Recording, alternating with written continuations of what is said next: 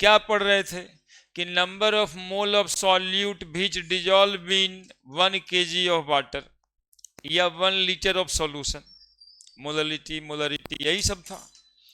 तो जितना डिजॉल्व होगा कोई सॉल्यूट किसी सॉल्वेंट में, वही ना उसकी सॉल्युबिलिटी होगी। तो सॉल्युबिलिटी कह दें, ब्रॉडली समझना, तो सॉल्युबिलिटी में मोलरिटी भी आ जाता है, मोललिटी भी आ जाता है, मोल फ्रैक्शन भी आ जाता है, नॉर्मलिटी भी आ जाता है। तो जो जहां लगेगा वो सॉल्युबिलिटी हो जाएगा, मोलरिटी मोललिटी। ठीक है। वैसे समझने के लिए डिफिनीशन है सॉल्युबिलिटी का कि amount of solute, the maximum amount of solute which dissolve in 100 gram of solvent at particular temperature to form saturated solution। Maximum amount of solute जो आप 100 ग्राम पानी में डिजॉल्व करेंगे, लिक्विड है, किसी कांस्टेंट टेम्परेचर पे, उसी को उसकी सॉल्युबिलिटी कही जाएगी। जैसे चीनी और पानी घोल रहे हैं, तो 10 ग्राम चीनी 100 ग्राम पानी में घोले तो चीनी की सॉल्युबिलिटी यहां पे वही 10 ग्राम पर 100 ml है। क्लियर है। फिर आएगा कि solubility of solid in liquid किस बात पे डिपेंड करता है। तो solubility of solid in liquid सबसे पहले तो नेचर पे डिपेंड करता है कि किस नेचर का सॉलिड है, उस पे डिपेंड करेगा कि वो कितना ग्राम सॉल्युबल होगा। सॉल्युबिलिटी सॉलिड के नेचर के हिसाब से कोई आयनिक सॉलिड होता है, कोई पोलर कोवैलेंट सॉलिड होता है, कोई कोवैलेंट सॉलिड होगा, कोई नॉन पोलर कोवैलेंट सॉलिड होगा। तो वो अलग अलग नेचर का सॉल्यूट होगा, तो अलग अलग सॉल्वेंट में सॉल्युबल होगा। दूसरा बात, टेम्परेचर पे डिपेंड करता है। Solubility of solid in liquid कभी एक्सोथर्मिक होता है, कभी इंडोथर्मिक भी होता है। जैसे कि जब आप घोल रहे होते हैं किसी चीज को, चीनी को पानी में, तो चम्मच लगा के हिला भी रहे होते हैं। तो ये चम्मच लगा के जितने सब्सटेंस को आप मिलाते हैं सॉल्युबल करने के लिए, वो एनर्जी एक्चुअली में ले रहा है in the form of friction, और वहां पे वो हीट एनर्जी में कन्वर्ट होता है। चम्मच से हिलाने का मतलब यही है। आपने देखा होगा कि चूना को जब पानी में डालते हैं तो वो खुद बुदबुदाने लगता है, और जो वेसल्स में डालेंगे वो वेसल भी गर्म हो जाता है। तो यहां पे सॉल्युबिलिटी एक्सोथर्मिक नेचर का है। एक जगह पे चम्मच लगा के हिला रहे थे मिलाने के लिए, तो इंडोथर्मिक था। अब यहां पर चूना के साथ पानी को देख रहे हैं तो एक्सोथर्मिक है, वो खुद ही एनर्जी रिलीज कर दे रहा है। तो solubility of solid in liquid कभी देखिएगा डायरेक्टली प्रोपोर्शनल टू टेम्परेचर भी है, और कभी इनवर्सली प्रोपोर्शनल टू टेम्परेचर भी है। Solubility of solid in liquid pressure पर डिपेंड नहीं करता है, क्योंकि सॉलिड को हम लोग कंप्रेस करके डिजॉल्व नहीं कर सकते, इसलिए solubility of solid in liquid pressure पे डिपेंड नहीं करता है। तो दो बात पे डिपेंड करता है, कौन कौन सा बात बताएं? Nature and temperature. यही पढ़ना है आज, पूरे क्लास में इसी बात को समझेंगे। अब जब तक ये बात समझ ना आ जाए तब तक ये क्लास होना है। तो सॉल्युबिलिटी को पहले डिफाइन कर दीजिए। The amount of solute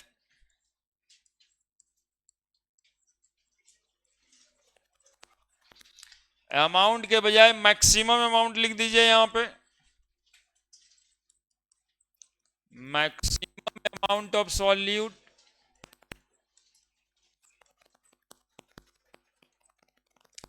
which can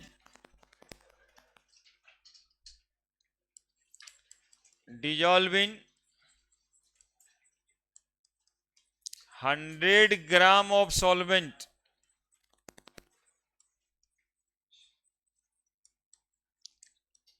to form saturated solution।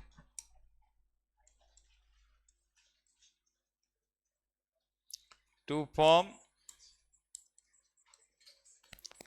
Saturated solution at constant temperature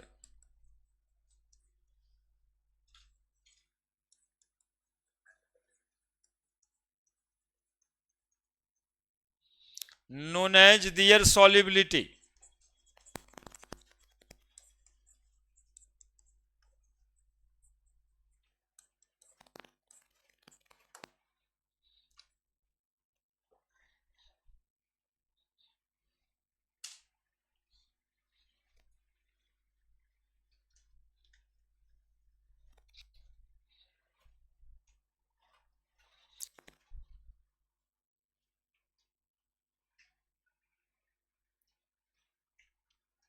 The maximum amount of solute which can dissolve in 100 gram of solvent to form saturated solution at constant temperature known as their solubility.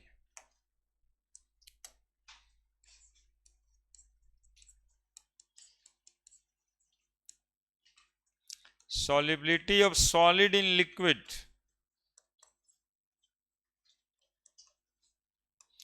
depends on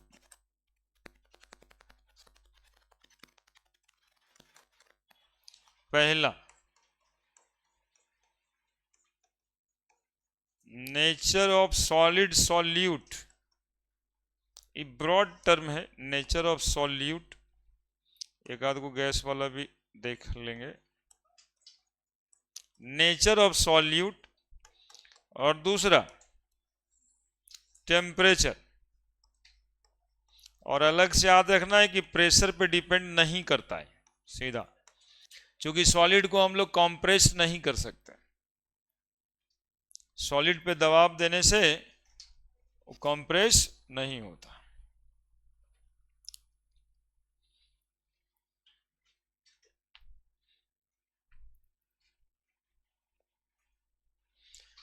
तो nature और temperature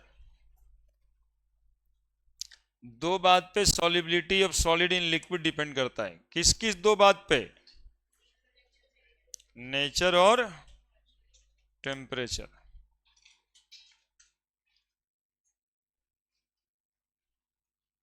अब देखेंगे nature पे कैसे depend करता है पहला, और फिर दूसरा देखेंगे टेम्परेचर पे कैसे डिपेंड करता है।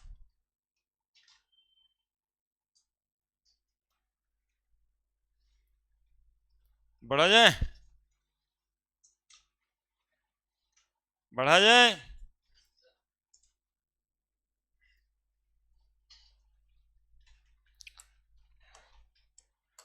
तो पहला nature of solute, nature of solute,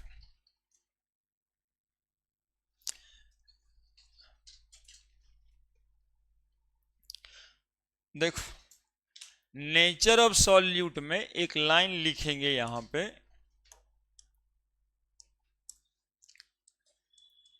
like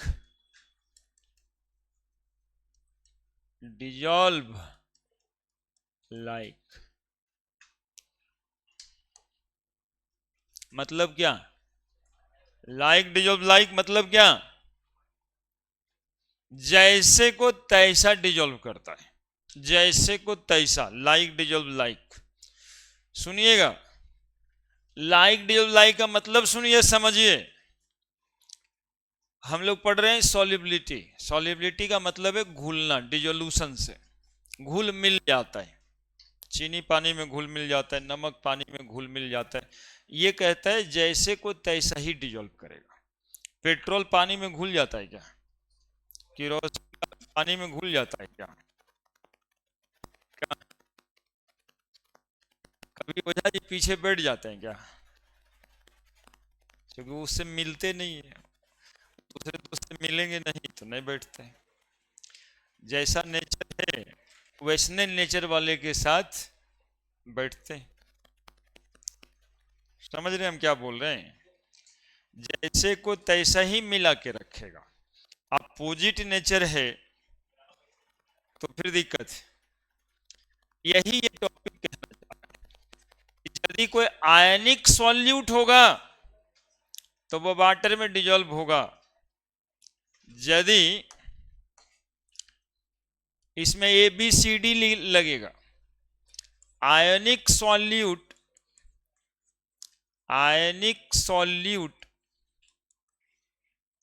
dissolve in water, ionic solute dissolve in water, ionic solute dissolve in water. बोलो सर इसमें जैसे को तैसा क्या हुआ, कैसे समझे हम लोग? तो सुनो बताते हैं कैसे समझोगे। NaCl एक आयनिक कंपाउंड है, पहले सीख लो। NaCl कैसा कंपाउंड है? तो ये सॉलिड है, पानी में इसको ऐड करते हैं तो प्लस एक्वस बन जाता है और Cl माइनस एक्वस बन जाता है। क्या कॉन्सेप्ट है एक्वस बन जाने का? बाबू जरा देखोगे बहुत ध्यान से, नहीं तो ऐसे बिना मतलब का भारी लगने लगेगा। देखो सॉलिबिलिटी का क्या मतलब है।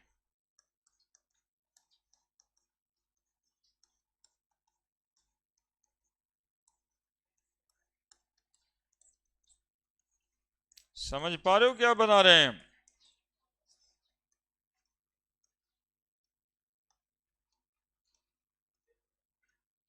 स्लाइटली पॉजिटिव नेगेटिव तो समझता होगा। ऑक्सीजन इलेक्ट्रोनेगेटिव है ना, तो स्लाइटली पॉजिटिव चार्ज पड़ेगा, नेगेटिव चार्ज पड़ेगा ऑक्सीजन पे, हाइड्रोजन पे स्लाइटली पॉजिटिव चार्ज पड़ेगा। और इस तरह से ये सोडियम आयन को चारों तरफ से पानी में घेर लेगा।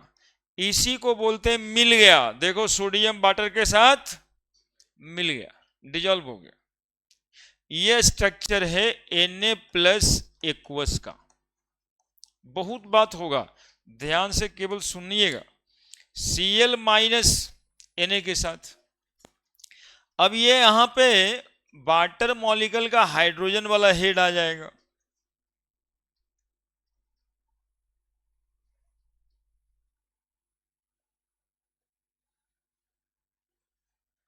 ऐसे, और हाइड्रोजन इस पर कौन सा चार्ज पड़ने वाला है? Plus, slightly plus, slightly plus, slightly plus, slightly plus, slightly plus, slightly plus, slightly minus, slightly minus, slightly minus, slightly minus. अब जो है Cl के साथ हाइड्रोजन का माइनस प्लस का रिश्ता, कौन सा force of attraction?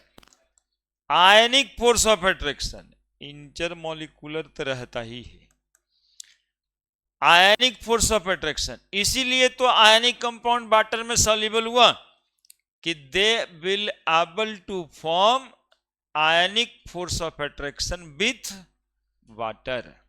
That is why ionic compound is soluble in water. Ionic compound water में सॉल्युबल क्यों होता है, समझ में आया?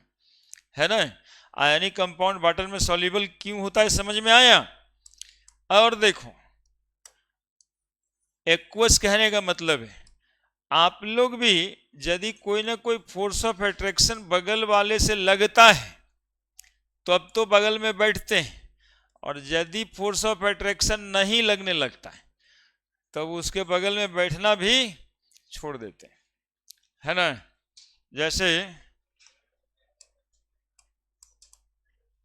जैसे समझ लीजिए, आप लोग खुद ही समझ लीजिए। नहीं आप लोग अपने कहते हैं भाई वो तो फालतू है, उसके साथ कौन बैठता। मतलब है कि कोई फोर्स ऑफ अट्रैक्शन बीच में लग नहीं रहा है।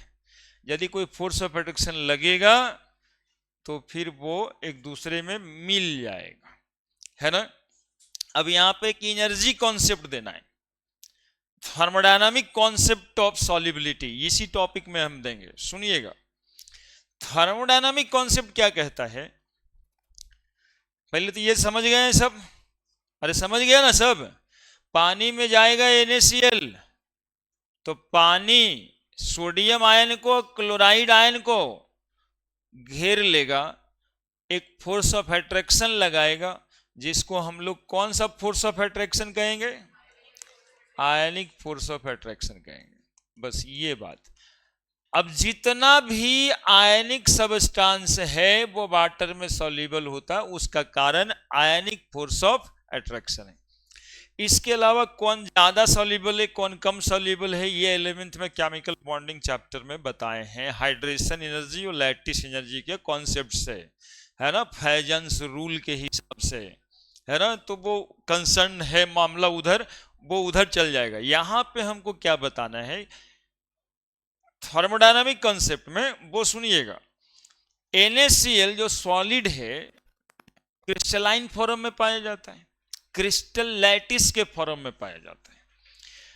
तो जब पानी में ये घुलता है तो सबसे पहले वो क्रिस्टल लैटिस को तोड़ना पड़ता है, तोड़ने के लिए इसको एनर्जी देनी पड़ती है। That amount of energy is called as lattice energy. क्या, कौन सा एनर्जी? Lattice energy. और जब ये पानी में जाता है टूटने के बाद, तो देखते हो इसको फोर्स ऑफ अट्रैक्शन बहुत सारा लगा, तो फोर्स ऑफ अट्रैक्शन में मॉलिक्यूल का डिस्प्लेसमेंट भी हुआ होगा ना, फोर्स लगा डिस्प्लेसमेंट भी हुआ। तो बर्कडन बराबर क्या फॉर्मूला पढ़े थे? Force into displacement. जहां पे फोर्स लगता है साथ में पार्टिकल का डिस्प्लेसमेंट हो जाए, यानी बर्कडन हो गया, बर्कडन हो गया। अब बर्कडन होगा तो उस बर्कडन के equivalent amount of energy release होगी, है ना। बर्कडन हो गया तो equivalent amount of energy release होगा। तो Cl minus water molecule close आया तो certain amount of energy release भी होगा। That amount of energy is called as hydration energy. इस एनर्जी को क्या बोलते हैं? यहां पे एनर्जी रिलीज होगा, इस एनर्जी को बोलते हैं हाइड्रेशन एनर्जी। सीख रहा है सब? अब देखो थर्मोडायनामिक कॉन्सेप्ट में क्या कहता है कि यदि आपको 50 जूल एनर्जी लैटिस एनर्जी के रूप में लगा था सॉलिड को तोड़ने में, और इधर 100 जूल एनर्जी रिलीज हो गया, कितना लगा था, कितना रिलीज हुआ, तो फायदा कितना का हुआ? ऐसे सॉलिबिलिटी को एक्सोथर्मिक कहा जाता है। इसमें 50 जूल एनर्जी का नेट गेन हुआ आपको। यहां लगा हमको 50 जूल और रिलीज हुआ 25 जूल, फायदा हुआ, प्रोसेस से फायदा हुआ, घाटा लाभ हो गया। 25 जूल रिलीज हुआ, 25 जूल तो सीधा लग गया आपका, तो सॉलिबिलिटी को कहते हैं एंडोथर्मिक। यानी जिसकी लैटिस एनर्जी ज्यादा हो, हाइड्रेशन एनर्जी कम हो, तो सॉलिबिलिटी हो जाता है एंडोथर्मिक। लैटिस एनर्जी ज्यादा हो और हाइड्रेशन एनर्जी कम हो तो सॉलिबिलिटी हो जाता है एंडोथर्मिक। यदि हाइड्रेशन एनर्जी ज्यादा हो गया, लैटिस एनर्जी कम, तो सॉलिबिलिटी को कहते हैं एक्सोथर्मिक। तो solubility of solid in liquid thermodynamically is of two type. Some ionic substances absorb energy to dissolve, some substances release energy to dissolve। Clear है? वो अगले में लिख देंगे, अभी लिखिए आप लोग अच्छे से। ई ना कि बाटर एगो टांग उठेले रहेगा इन्हें एगो उन्हें, कॉपी देखने के बाद ऐसे लगता है। ये मॉलिक्यूल का प्रचार देखिएगा अभी, है ना, MBA वगैरह कर लेने के बाद, मैनेजमेंट कर लेने के बाद जब ऐड बनाना रहता है, टीवी में ऐड आता है, उसमें इस तरह का मॉलिक्यूल मॉलिक्यूल का आयंस दिखाता है कि एकदम कंप्लीटली घुल जाएगा, मिल जाएगा, है ना। तो ये जरूरतें अभी का नहीं, बहुत ऊपर लेवल में भी चले जाने के बाद ये सब छोटे छोटे चीजों का जरूरत पड़ता है। ये वाला काम आएगा आपको।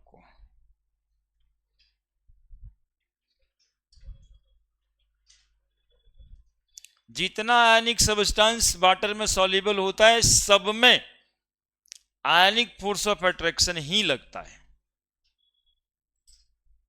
और आयनिक फोर्स के कारण ही वो सॉल्युबल हो जाता है।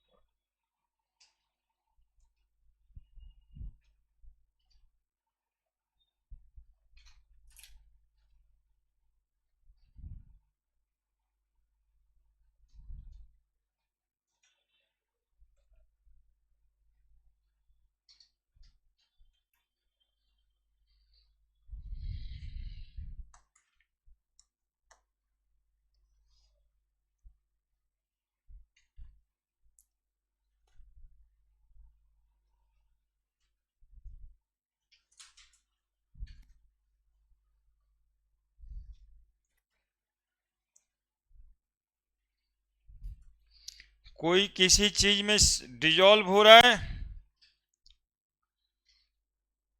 तो कोई ना कोई फोर्स ऑफ अट्रैक्शन लग रहा होगा।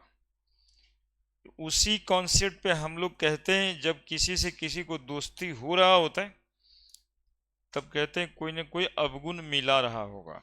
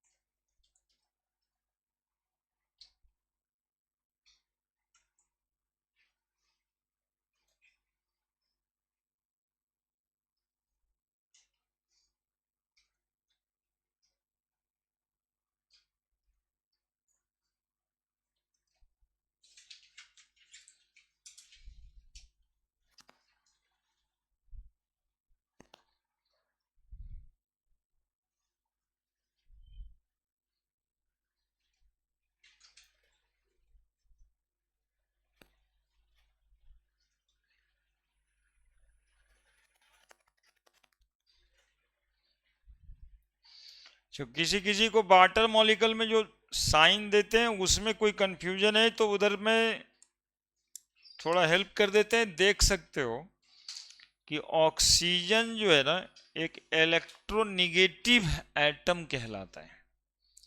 तो इलेक्ट्रोनिगेटिव एटम क्या करता है कि वो बगल वाला एटम का इलेक्ट्रॉन अपने तरफ अट्रैक्ट कर लेता है। इस अट्रैक्शन के वजह से एटम पे इलेक्ट्रॉन की डेंसिटी बढ़ जाती है।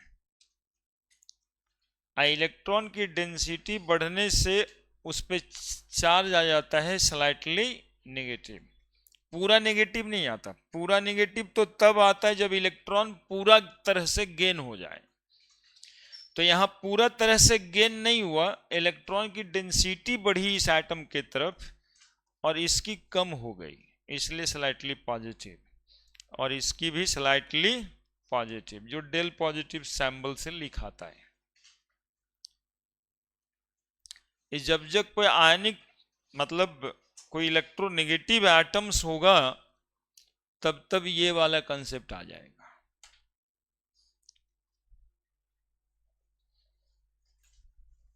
ठीक है, थर्मोडायनामिक कॉन्सेप्ट बढ़े बढ़े तो इसी टॉपिक में डील कर देंगे हम लोग। थर्मो डायनामिक कॉन्सेप्ट ऑफ क्या है, concept of solubility.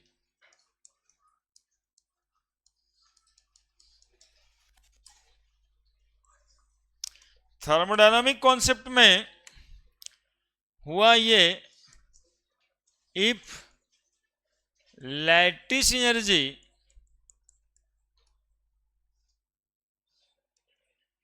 is greater than hydration energy,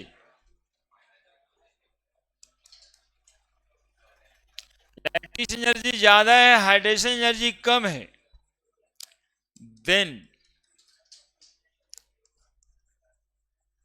solubility is endothermic,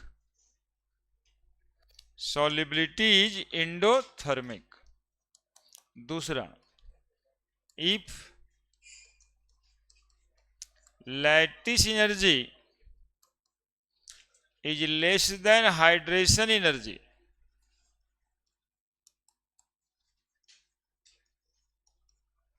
then solubility is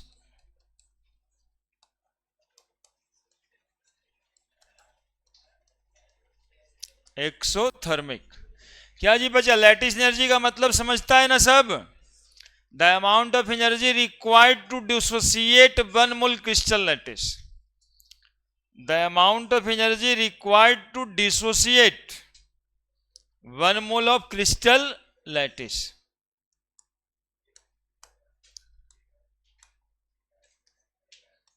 the amount of energy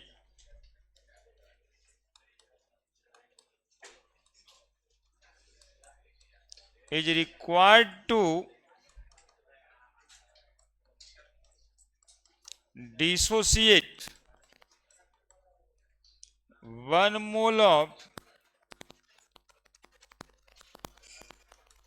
crystal lattice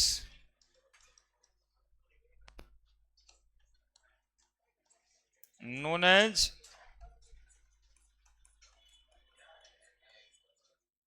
lattice energy, or the amount of energy released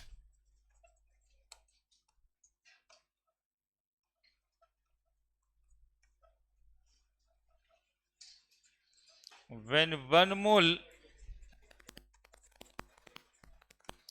of hydrated complex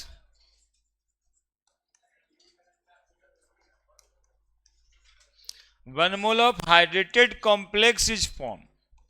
वो Na+ aqueous जो बनाए थे उसको hydrated complex भी बोलते हैं। The amount of energy release when 1 mole of hydrated complex is form known as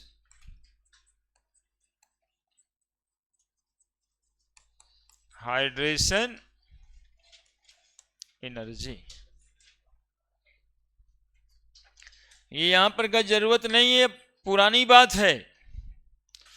वो 11th वाला सामाजिक समस्या,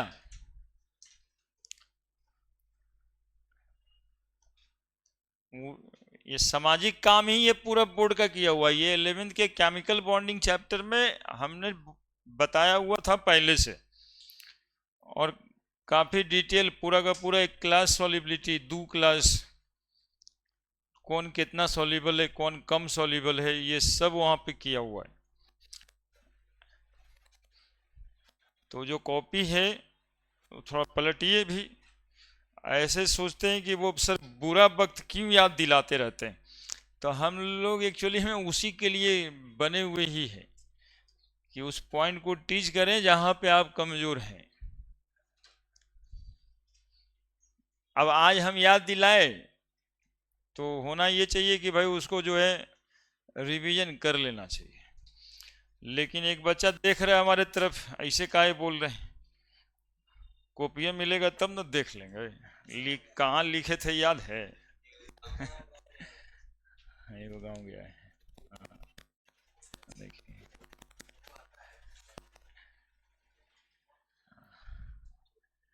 तो मतलब ये सब मिला जुला के है, तो ये बच्चे की अनियमितताएं हैं। ये सब छोटा छोटा बात है, यही सब पी ब्लॉक में भी पढ़ना था। तो पी ब्लॉक से जितना क्वेश्चन आता था ना, एक्चुअली में सब इधर उधर पढ़ना था, तो टॉपिक भी रिमूव कर दिया। बोले 2 बार 3 बार पढ़ा करके क्या होगा, एक ही बतिया बॉन्डिंग में पढ़ ही लिया, तो फिर अब पी ब्लॉक में।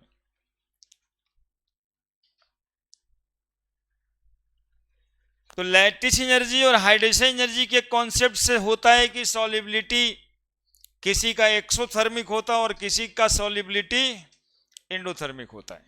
नमक को मिला रहे होते हैं पानी में, तो आप याद कीजिए घर में चम्मच भी खोज रहे होते हैं। चीनी को पानी में मिला रहे होते हैं तो आप चम्मच भी खोज रहे होते हैं, तभी कंप्लीट मिलेगा। ऐसे संतोष नहीं होगा कि चीनी और पानी रख दिए, दे दिए, ला पी ले। हाँ, अरे वाह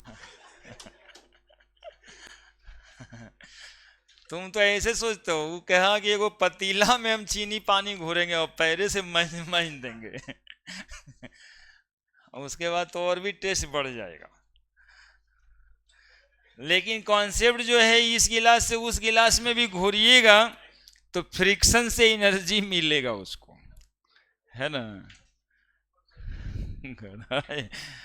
देखिए कितना दिमाग काम करता है कॉन्सेप्ट बताने में, सिखा देने में। लैटिस एनर्जी, हाइड्रेशन एनर्जी समझ आया ना, ज्यादा कम एक्सोथर्मिक इंडोथर्मिक काहे हो जाएगा बड़े। अब देखिए ये पहला पॉइंट हुआ कि ionic solute dissolve in water. दूसरा हम लोग के पास आएगा polar covalent, polar covalent solute B, polar covalent solute, polar covalent solute dissolve या सॉल्युबल, चूंकि सॉल्युबिलिटी वाला टॉपिक है, सॉल्युबल इन वाटर। अब बोले पोलर कोवैलेंट मॉलिक्यूल क्यों वाटर में सॉल्युबल हो जाता है? Just to take an example, HCl, HCl को पोलर कोवैलेंट मॉलिक्यूल कहते हैं क्योंकि आयनिक नहीं है, हाइड्रोजन ने इलेक्ट्रॉन दिया नहीं है, क्लोरीन ने लिया नहीं है, शेयर किया था। ये देखो ना बाबू, शेयर करने में यही होता। आपके दोस्ती का भी एक सच्चाई बता रहे हैं हम। 7 इलेक्ट्रॉन क्लोरीन को था, 1 इलेक्ट्रॉन हाइड्रोजन को कहा कि 8 हो जाएगा यार मेरा, हाइड्रोजन को भी कहा कि 2 हो जाएगा तेरा, तो ये बना कोवैलेंट मॉलिक्यूल। लेकिन क्लोरीन जो है वो इलेक्ट्रोनेगेटिव है, और इलेक्ट्रोनेगेटिव है तो ये करता क्या है कि हाइड्रोजन का जो इलेक्ट्रॉन तुम देख रहे हो, ये वाला इलेक्ट्रॉन, अरे देख रहा है सब, ये वाला इलेक्ट्रॉन, हाइड्रोजन का ये वाला इलेक्ट्रॉन क्लोरीन अपने तरफ कर लिया, है ना। जैसे बाद में बेटा आपका हो और रोज जाके सो जाए पड़ोसी के घर में, हाँ तो लगने लगेगा ना कि ये हमारा बेकारे ये कहनो उसी का हो जाएगा। तो बस यही है, हाइड्रोजन का इलेक्ट्रॉन क्लोरीन के तरफ गया नहीं है, बस उसके तरफ रहता है। तो क्लोरीन पे स्लाइटली नेगेटिव चार्ज, हाइड्रोजन पे स्लाइटली, ये एक पोलर कोवैलेंट मॉलिक्यूल का कैरेक्टरिस्टिक फीचर्स है। अब देखिए ऑक्सीजन और हाइड्रोजन, स्लाइटली नेगेटिव चार्ज और स्लाइटली पॉजिटिव चार्ज, ये स्लाइटली नेगेटिव, ये स्लाइटली, ये इस सिस्टम ऑफ चार्ज को डाइपोल कहते हैं। डाइपोल समझता है, देखो एगो प्लस चार्ज, एगो माइनस चार्ज, ये दो गो सिस्टम ऑफ चार्ज थोड़े से डिस्टेंस से सेपरेटेड होगा ना, तो पूरे सिस्टम ऑफ चार्ज को हम क्या कहेंगे? Dipole.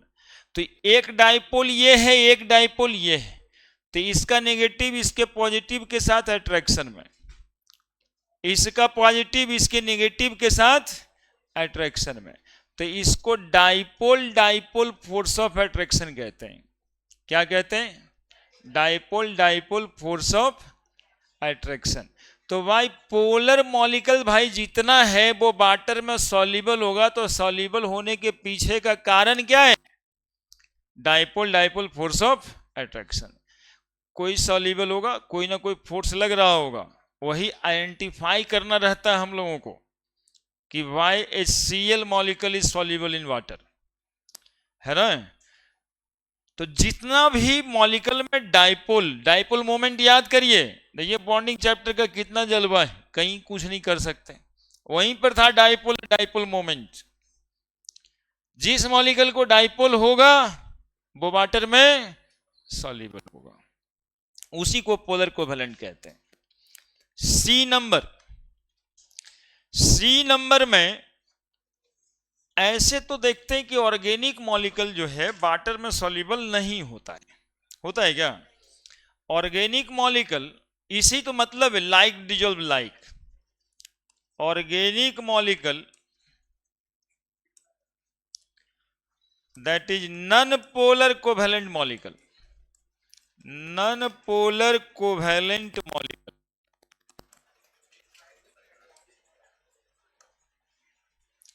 Soluble in organic solvent. Organic solvent कुछ का नाम याद रखिए आप लोग, petrol, diesel, kerosene, benzene, toluene, carbon tetrachloride, CCl4, ये सब ऑर्गेनिक सॉल्वेंट है और ऑर्गेनिक मॉलिक्यूल ऑर्गेनिक सॉल्वेंट में प्रेजेंट होता है। कारण पूछा जाएगा, कह दीजिएगा सीधा due to van der Waals force of attraction. इसमें कोई एक्स्ट्रा फोर्स ऑफ अट्रैक्शन नहीं लगता है, ये सिर्फ, अरे समझो बात को, आपस में बोलो नहीं, हम ही इतना बोल रहे हैं, तुम क्या बोलेगा। Van der Waals force of attraction, कितना बात तो बोल रहे हैं। Van der Waals force of attraction किसको कहते हैं? तो van der Waals force of attraction आप ऐसे समझो, मॉलिक्यूल मॉलिक्यूल के बीच लगता है, वैसे ही जैसे हमारे और आपके बीच एक फोर्स ऑफ अट्रैक्शन लगता है जिसको आप चाह के भी हटा नहीं सकते। कौन सा force? That is gravitational force of attraction. Gravitational force of attraction हर दो बॉडी के बीच लगता है, ये जनरल फोर्स ऑफ अट्रैक्शन है, इसको आप हटा नहीं सकते।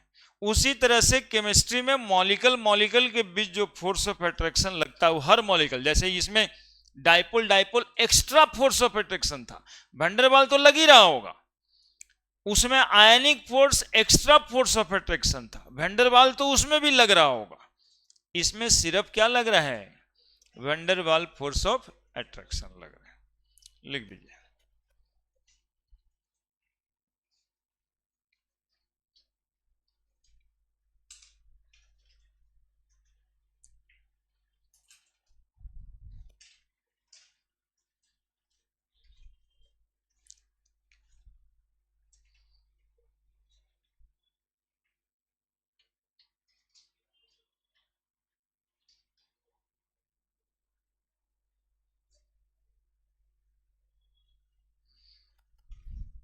कॉन्सेप्ट के थ्रू बातों को जानते हैं ना, तो फिर सब ठीक हो जाता है।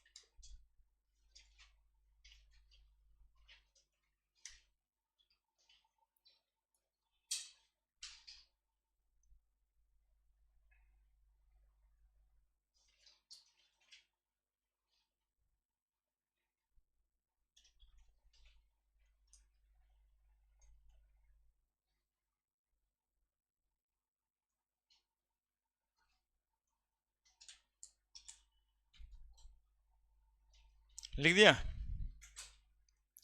ऑर्गेनिक मॉलिक्यूल यानी non polar covalent molecule soluble in organic solvent. बोलो इथाइल अल्कोहल के बारे में क्या विचार है? ऑर्गेनिक मॉलिक्यूल है या नहीं है? ये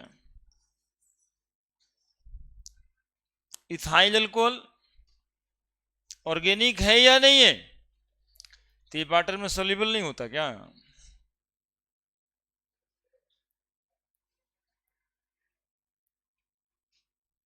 कैसे कैसे कौन सा फोर्स लगेगा इसमें? लेकिन होता है देखा है नहीं? हाँ हाँ, इथाइल अल्कोहल तो, हाँ बात तो सही कह रहा है। डी,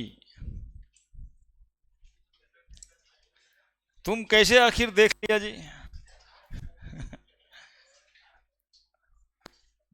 झारखंड गया होगा।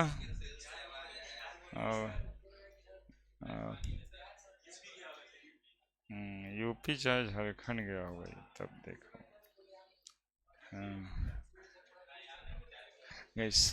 ये सब तो सब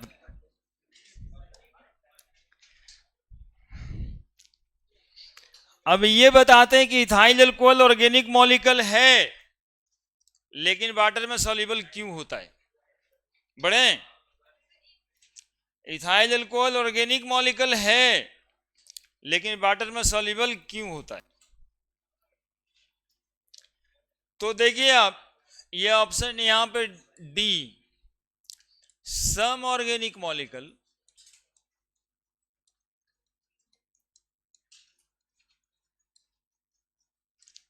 which able to form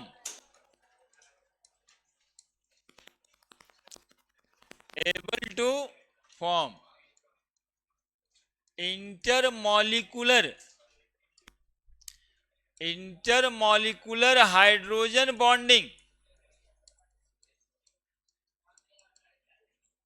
some organic molecule which able to form intermolecular hydrogen bonding with water, also soluble in water।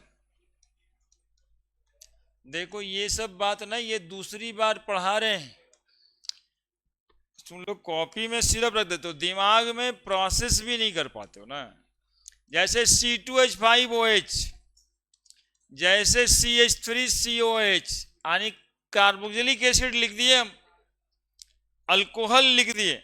देखो कैसे, देखना, CH3CH2 alkyl group, OH ethyl alcohol मतलब ROH लिख दिए हैं अल्कोहल, और यहां RCOH लिख दिए एसिड, सब के लिए। जरा देख लो भाई, देखोगे तभी लिखेंगे। ये हाइड्रोजन है, ये ऑक्सीजन है, यहां भी slightly negative slightly positive charge का फॉर्मेशन हो गया।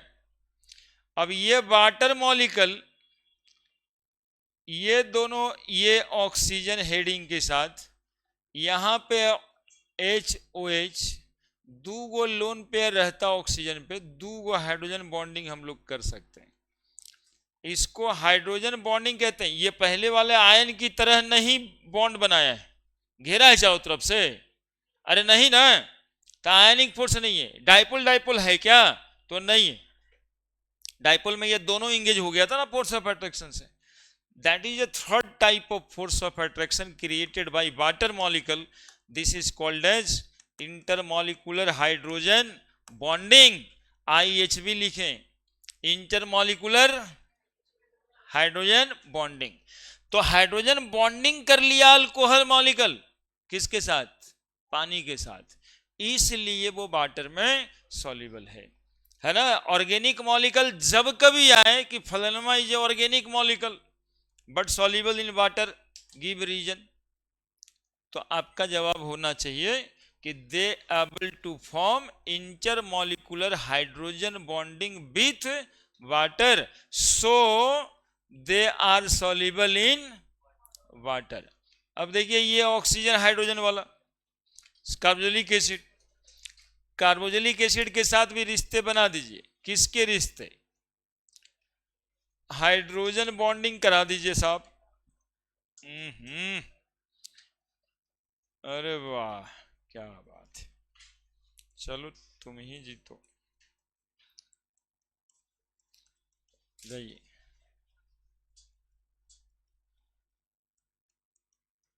Slightly plus, slightly minus, slightly plus, slightly plus, slightly plus, slightly plus, slightly minus, slightly minus, slightly plus, slightly minus, slightly.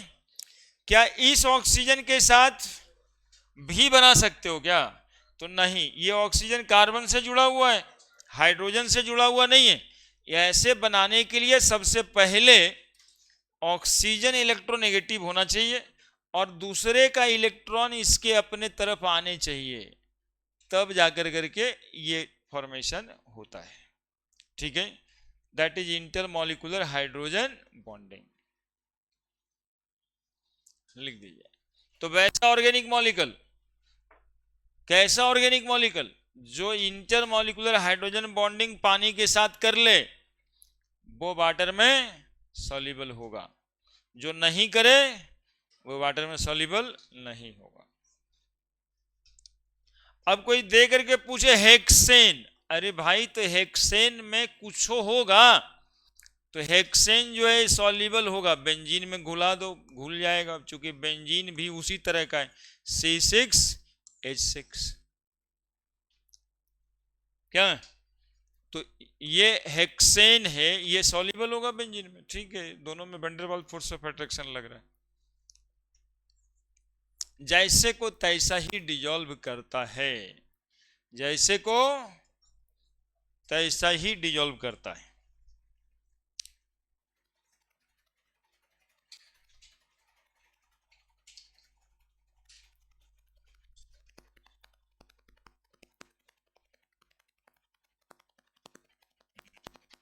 वही बात है, घुल मिल के रहिए, मतलब कोई ना कोई फोर्स ऑफ अट्रैक्शन लगेगा।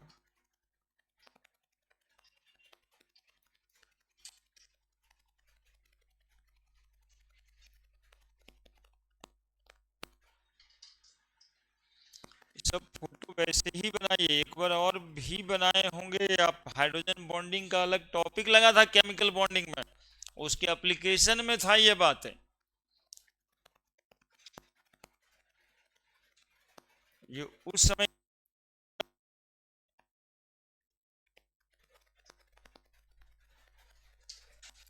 तो टेस्ट देना होता है,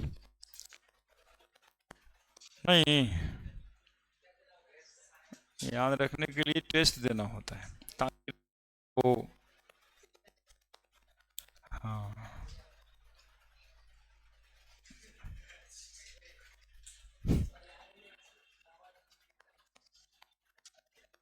लगन आ गया, लगन आ गया। आईपीएल खत्म हुआ कि नहीं? जून में, अभी शुरुआत, और फिर लगन,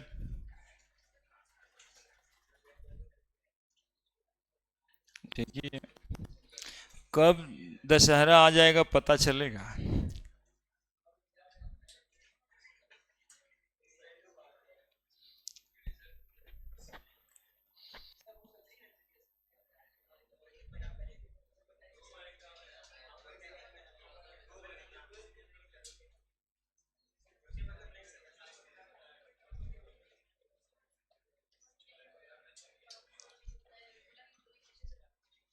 क्या एम है तुम्हारा? उसका एम क्लियर है?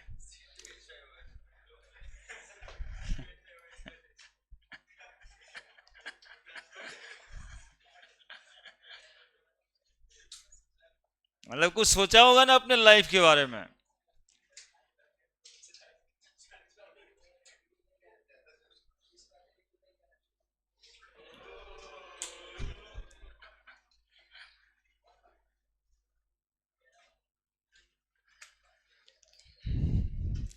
देखिए,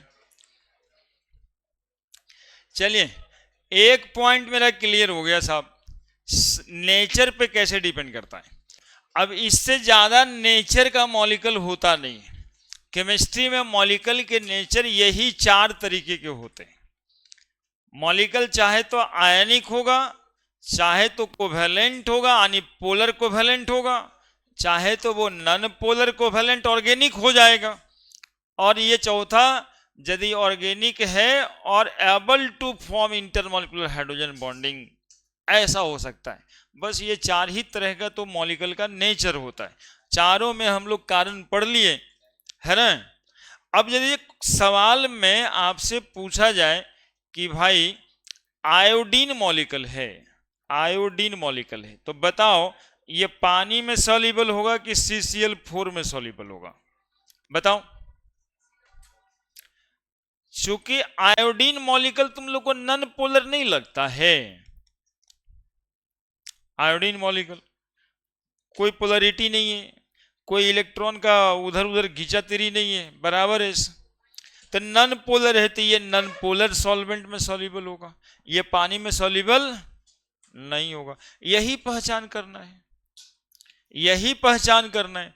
जैसे ब्रोमीन है, अब बोले क्लोरोफॉर्म दे देते हैं CaCl3 और पानी दे देते हैं, बोले किस में सॉल्युबल होगा, तो क्लोरोफॉर्म में सॉल्युबल हो जाएगा, है ना। अब मॉलिक्यूल दे देते हैं नेप्थेलीन, बेंजीन, चलो बेंजीन ही लिखते हैं, नेप्थेलीन भारी हो जाएगा।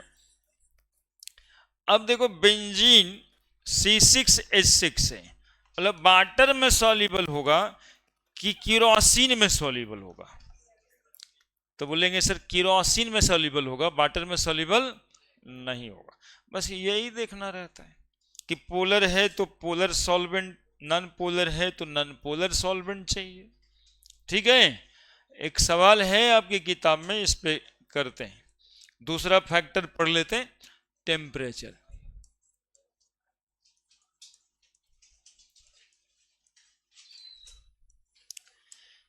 टेम्परेचर पे कैसे डिपेंड करेगा, क्या हुआ जी,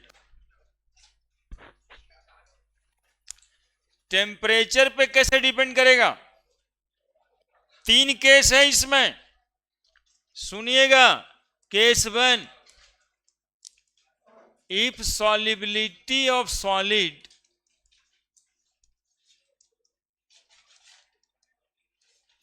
इन लिक्विड इज एंडोथर्मिक। क्या बोले क्या बोले क्या बोले, solubility of solid in liquid is endothermic। endothermic है यानी कि solid solute plus liquid solvent plus heat, तब बना होगा सॉल्यूशन। बाबू बाबू देखो इधर, एंडोथर्मिक कह रहा है, मतलब तो यही हुआ कि लिक्विड सॉलिड, मतलब solid solute liquid solvent plus heat, तब जाके बना सॉल्यूशन। तो ऐसे केस में solubility of solid in liquid क्या होना चाहिए, तुम लोगों को क्या लग रहा है, डायरेक्टली प्रोपोर्शनल टू टेम्परेचर की इनवर्सली प्रोपोर्शनल।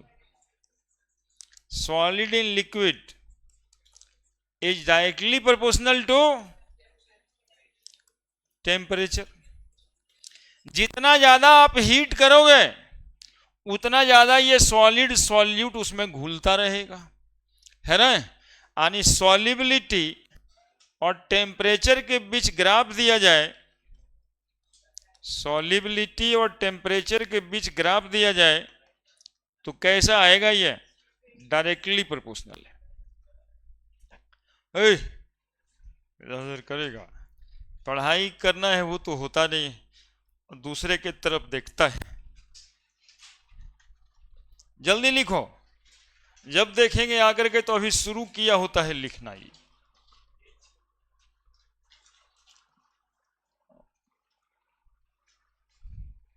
ज्ञानेश्वर के साथ बैठ के ज्ञान नहीं लेता है।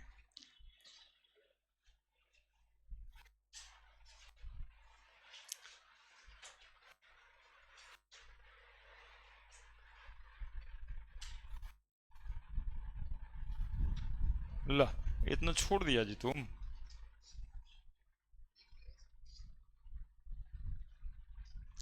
तो जल्दी जल्दी लिखा करो, लिख लेंगे नहीं, यही सब तो गलत बात है।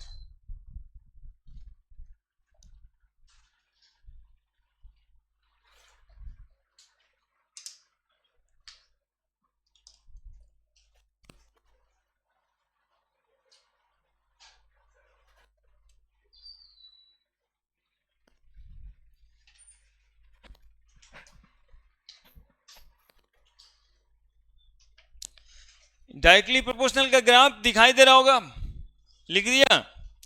जितना ज्यादा टेम्परेचर आप बढ़ाओगे सॉल्युबिलिटी बढ़ेगा, यही तो कह रहा है ये। लेकिन ये कब होगा? एंडोथर्मिक होगा। जनरल केस भी यही है, एक लाइन में बता के आगे बढ़ना हो तो यही लाइन बताना है, solubility is directly proportional to temperature. क्योंकि तुम ज्यादातर सबस्टांस को देखा होगा, घुलाने के लिए चम्मच की जरूरत पड़ ही जाती है ना, तो डायरेक्टली प्रोपोर्शनल टू टेम्परेचर। ठीक है, ठीक है। लेकिन केस टू,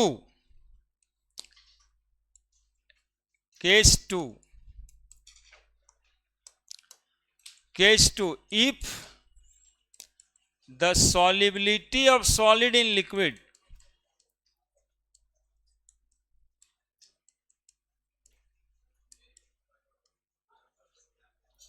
is बाबू एक्सोथर्मिक। मतलब क्या? Solid solute plus liquid solvent, ये बन गया सॉल्यूशन, और सॉल्यूशन बनने के साथ हीट भी रिलीज किया। ये देखिए, ऐसा वाला केस है तो सॉल्यूशन को क्या कहेंगे हम? सॉल्युबिलिटी को कहेंगे। पहले देख लो ना, समझ लो पहले, सॉल्युबिलिटी को क्या कहेंगे ऐसे केस में? एक्सोथर्मिक। अब इसको यदि हीट करते हैं, यदि इसके टेम्परेचर बढ़ाते हैं, तो उस बढ़ा हुआ टेम्परेचर को कौन एब्जॉर्ब करेगा? चूंकि सॉल्यूशन और हीट एब्जॉर्ब किया तो वो किस चीज में कन्वर्ट हो जाएगा? सॉल्यूट उससे अलग होगा, सॉल्यूट उससे अलग होगा। यानी ऐसे केस में solubility of solid in liquid is inversely proportional to temperature. बहुत ही दमदार कॉन्सेप्ट है, और इसको पूछता है solubility of solid in liquid, solid in liquid क्या बोल रहे हैं इस बार? एक्सोथर्मिक है तो इनवर्सली प्रोपोर्शनल टू टेम्परेचर। अब ग्राफ वही दो चीज का है, सॉल्युबिलिटी और टेम्परेचर के बीच। कैसा ग्राफ? इनवर्सली प्रोपोर्शनल, है ना। लेकिन ये कब? जब हिट करेंगे। जानते हैं, एक बार आपको जो 12th वाला सीबीएसई बोर्ड में क्वेश्चन पूछा, कैसे? बोला ना कि चूना और पानी मिलाए हैं, इसका सॉल्युबिलिटी एक्सोथर्मिक है, इसको और गर्म कर दें तब क्या होगा? What happen when it become heated. चूना और पानी मिला दिया, अब उसको कहता है गर्म कर देंगे। अब ऑप्शन है नीचे कि इसमें और चूना घुलेगा, इसमें चूना बैठ जाएगा, क्या होगा? चूना बैठ जाएगा। देखो, ये ली चैटेलियर प्रिंसिपल से इक्विलिब्रियम में की बातें हो रही है। ये डिसोल्यूशन है और ये प्रेसिपिटेशन है। यदि आप इसको हीट करेंगे तो सॉल्यूशन हीट को एब्जॉर्ब करेगा और रिएक्शन बैकवर्ड डायरेक्शन में शिफ्ट होगा।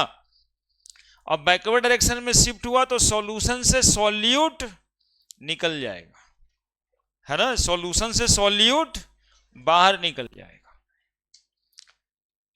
तो चूना जो है गर्म करने से पत्थर बन जाएगा, वो घुलेगा नहीं, वो पत्थर बन जाएगा, घुलेगा नहीं।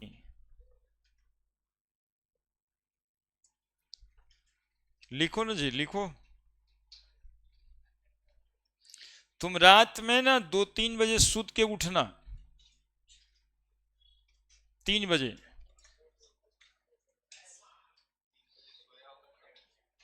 तीन बजे सुतवे करेगा, हाँ ठीक है।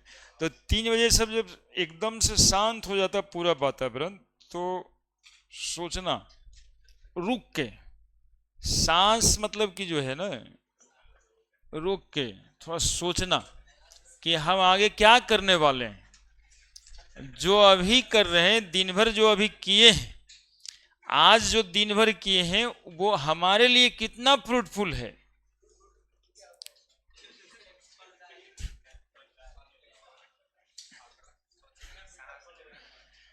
है ना। और इसको अच्छे बेहतर कैसे बनाया जा सकता है? क्या हम आज अपने कामों से संतुष्ट हैं? ऐसे ये एकांत में होगा, 2-3 बजे 4 बजे भोरे होगा, क्योंकि 12 बजे तक तो क्रिकेटे में कौन जीता नहीं खेला, हाँ खेला चौका, जैसे तुम ही मरवा रहे हो उससे चौका मारा कि छक्का मारा, ऐसे ऐसे करते रहोगे। 1-आध घंटा और चर्चा करोगे, वो खत्म होगा, उसके 1 घंटा बाद चर्चा में रहोगे। इसीलिए 3-4 बजे बोले। सुनिएगा अगला, अगला केस बाबू ऐसा है ना कि ये दिमाग हिला देगा। ऐसा केस है, दिमाग हिला देगा, मतलब ये देखना थोड़ा सा हम क्या बताना चाह रहे हैं आपको। सुनेगा पहले, लिखेगा कोई नहीं। इधर सॉल्युबिलिटी है, इधर टेम्परेचर है। ये एक विशेष केस है ना। ये जो केस अभी बता रहे हैं अलग है, विशेष है। यहां पे सॉल्युबिलिटी टेम्परेचर बढ़ाने से बढ़ता है और फिर टेम्परेचर बढ़ाने से घट जाता है। लीजिए, दोनों केस एक ही में, दोनों केस एक ही में। यही ना हुआ जी कि पहले सॉल्युबिलिटी बढ़ा टेम्परेचर बढ़ाने से और फिर सॉल्युबिलिटी घट गया टेम्परेचर बढ़ाने पे। एक टाइम आया जिस टेम्परेचर पे सॉल्युबिलिटी मैक्सिमम है, लेकिन उसके बाद सॉल्युबिलिटी क्या हो गया? बोलो ना जी, घट गया। ई कैसे होता होगा? ई कैसे होता होगा और कहां होता होगा? क्योंकि एक्सोथर्मिक का केस भी लिख दिए, इंडोथर्मिक का केस भी लिख दिए। नहीं, ऐसा थोड़े होता है, एक्सोथर्मिक इंडोथर्मिक साथ में नहीं होगा। ये स्पेशल केस है। ये देखिएगा, आप घर में ही होता है। वॉशिंग सोडा का नाम सुने? निरमा में रहता है यार, निरमा वॉशिंग पाउडर नहीं आता है, घड़ी डिटर्जेंट, निरमा वॉशिंग पाउडर, इस सब में उजाला सफेदी। देखिए, वॉशिंग सोडा रहता है, बाकी में डिटर्जेंट भी रहता है। मतलब कम दाम वाला बताए निरमा, इसलिए कि उसमें सोडा रहता है ना। बाकी जो महंगा है उसमें सर्फ डिटर्जेंट रहता है। पहले सोडा खुला आता था, लोग ला करके जब भारी भारी कपड़ा धोना रहता था ना, चादर वगैरह, सोने वाला, उड़ने वाला, ये सब धोना रहता था ना, तो पानी में डाल करके थोड़ा पानी को गर्म किया जाता था और गर्म पानी में वो वॉशिंग सोडा डाला जाता था और फिर कपड़ा डालते थे, साफ करते थे। समझ रहे हैं? तो कोई तेज बनने के लिए और गर्म पानी में डाल दे तो उससे कपड़ा साफ नहीं होता है। उससे क्या होता है कि कपड़े पे वॉशिंग सोडा बैठ जाता है। इसका कॉन्सेप्ट ये है कि वॉशिंग सोडा की सॉल्युबिलिटी टेम्परेचर बढ़ने से पहले बढ़ता है और टेम्परेचर बढ़ा देते हैं तो उसकी सॉल्युबिलिटी घट जाती है। इसीलिए बोले कि वो वॉशिंग सोडे कपड़ा पे बैठ जाएगा। एक्चुअली में होता क्या है कि 50-60 डिग्री 70 डिग्री सेंटीग्रेड पे गर्म रहता है पानी, सिर गर्म पानी कहते हैं या गुनगुना पानी कहते हैं, है ना। नहीं, बहुत सारा बात होता होगा कि गुनगुना पानी में डालो ना घुल जाएगा, और पाउडर वाला दूध गुनगुना पानी में डालो घुल जाएगा, और घुलने के लिए थोड़ा और गर्म कर देगा तो नहीं घुलेगा, वो जो बैठ जाएगा नीचे, फुट के सब तैरेगा। कभी एक्सपीरियंस किया है? तो वॉशिंग सोडा का एक्सपीरियंस एक्चुअली में और खुला पाउडर का एक्सपीरियंस ये क्या था, ये आपको हम समझाते हैं, समझिएगा। अरे ये इतना छोटा बात नहीं है, ये घर चलाने के लिए बहुत इंपॉर्टेंट बात है। इसमें बाबा हुआ भी घर पे आ जाते हैं। Na2CO3 10H2O, यही फॉर्मूला है वॉशिंग सोडा का। सोडियम कार्बोनेट डेकाहाइड्रेट, देखो इसको हीट करते हैं, मेरी बात को सुनते रहो, सब समझा देंगे। Na2CO3 हीट करेंगे पानी में घोल करके ना, पानी में घोल देते हैं पहले। अभी भी तुम लोग सरफ से कपड़ा धोता है ना जी? नहीं धोता है कि नहीं धोता है? अब पहले उसको मिलाना पड़ता होगा खूब, हाथ से रींज करना पड़ता होगा, नहीं करता क्या? वाटर इसमें डाले और क्या किए, हीट किए। तो sodium carbonate decahydrate, sodium carbonate decahydrate 10H2O, पहले अभी देखेगा सब, एक्वस सॉल्यूशन बन गया, ठीक है। इसको और हीट करते हैं, जब और इसको हीट करिएगा पानी में, पानी रहेगा, पानी में ही कर रहे हैं हीट, पानी को ही गर्म कर रहे हैं। अब देखो क्या होगा कि Na2CO3 H2O 9H2O मॉलिक्यूल से बाहर निकल गया। देखना जरा गौर से, और यदि हीट कर दिए एबव 100 डिग्री सेंटीग्रेड पे तो सारा वाटर मॉलिक्यूल निकल जाएगा, तो बच जाएगा सोडियम कार्बोनेट।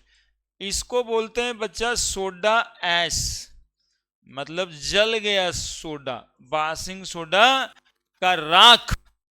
बासिंग सोडा क्या हो गया? अब सोचो पानी को 50 डिग्री सेंटीग्रेड पे गर्म किए थे तो ये घुल रहा था, और 100 डिग्री सेंटीग्रेड पे गर्म किया तब क्या हुआ? बोलेंगे सर वो सोडा मॉलिक्यूल जो था ना बासिंग सोडा, वही जल गया, सूख गया, एनहाइड्रस हो गया। और जब वो सूख जाएगा तो बताओ जो कपड़ा साफ करने डाले थे उस पर बैठ जाएगा कि नहीं बैठ जाएगा? उसी में व्हाइट कपड़ा पे ना काला काला काला काला बिंदी आ जाता है, समझे? तो एक्सपीरियंस का मामला है। घर में जो है मम्मी दादी को एक्सपीरियंस रहता है कि कितना पानी गर्म करें, कितना पानी लें, कितना गर्म किए तो बासिंग सोडा डाल दें।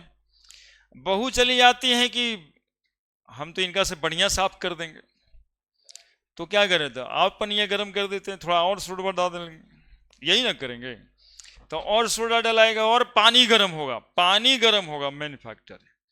कपड़ा तो उसमें गया, तो बताइए और गर्म होगा तो उस कपड़ा धुलाएगा, क्योंकि मॉलिक्यूल अपना नेचर खो देगा। अब बात होगा लगातार प्रैक्टिस से, बहू रानी ये सोच रही है कि हम भी तो मम्मी जी के जैसा ही पानी गर्म करते हैं, उनसे ज्यादा गर्म करते हैं, और इसमें उनसे ज्यादा सोडा भी दे देते हैं, लेकिन मेरे से कपड़वा साफ काहे नहीं होता है? जरूर कोई ना कोई भूतिया लगा दी हैं, भूत मूंगा लग गया है। अब हस्बैंड जी का बारी आएगा, वो सोचेंगे कि हाँ ये पानी भी गर्म ही है और सोडा भी ज्यादा पड़ रहा है, तो कपड़वा साफ काहे नहीं होता है? अब ये भूत हटाने के लिए बाबा आएंगे, पूजा पाठ होगा, हवन होगा। मतलब ये कितना जरूरी पढ़ाई था, देखिए, जिंदगी चलाने के लिए। तब यहीं से शुरुआत होता है घर में, कपड़ा साफ नहीं होता है, सारा सोडा खत्म हो गया, एको कपड़ा साफ नहीं होता, सोडा खत्म। दो जगह तो मेन पॉइंट है सास बहू लड़ाई में, कपड़ा साफ नहीं होता है और खाना बनने में गैस जल्दी खत्म होता है। अब यही शुरुआत से चलने लगता है कि गैस खत्म हो जाता है। हम तो चला लेते थे 30 दिन, आपसे तो 25 दिन 20 दिन भी नहीं चल रहा है। दूसरा, डिब्बा डिब्बा सोडा खर्चा हो जाता है, आ कपड़ा साफ होता है ये नहीं है। प्रॉब्लम देखिए यहाँ पढ़ाई का है।